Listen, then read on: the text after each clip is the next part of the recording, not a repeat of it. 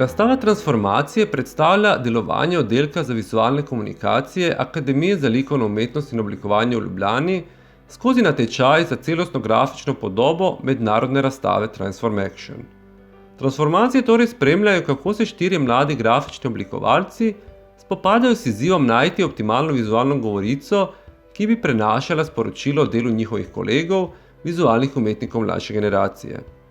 Zastavljeni konceptualni okvir, ki ga vsebujeta oba naslova, je dinamika transfera form, premen in gibanje oblik ter učinek, ki ga imajo te premene umetniških form. 4 oblikovalci vizualnih sporočil so si torej prizadevali v svojih zapisih ujeti fluidnost umetniških praks danes skozi specifike jezika grafičnega oblikovanja. Grafično oblikovanje predstavlja tisti presežek komunikacije, ki se spretno umešča med osnovno vrednost zapisa v naravnem jeziku in različne vizualne oziroma likovne sisteme.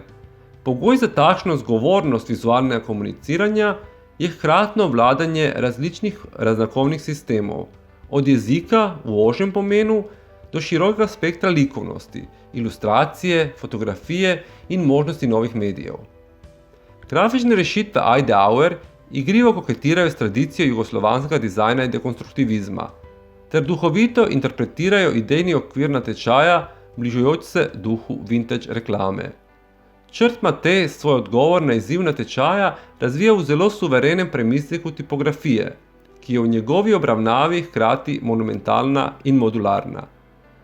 Prostorski in optični paradoksi oblik so izhodiščne rešitve Sare Sešlar-Narax, ki razvija subtilne abecede prosojnih mrežastih oblik.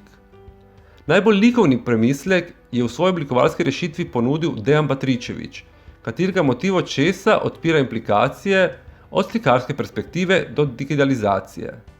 Zmagovalna rešitev Pava Bušiča predstavlja vizualno razmišljanje, ki v rahlo konstruktivističnem duhu ponuja efektno shemo, ki se odlično poda različnim aspektom in priložnostim vizualnega komuniciranja.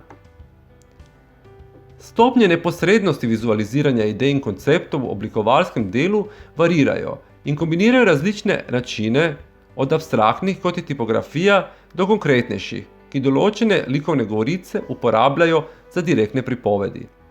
Oblikovanje je rekonstrukcija oziroma vzporedna konstrukcija določene ideje ali pripovedi, ki, kadar je zares uspešna, dobi lastno vrednost in zna tudi primerno nadgraditi izvorni kontekst, ki ga prenaša.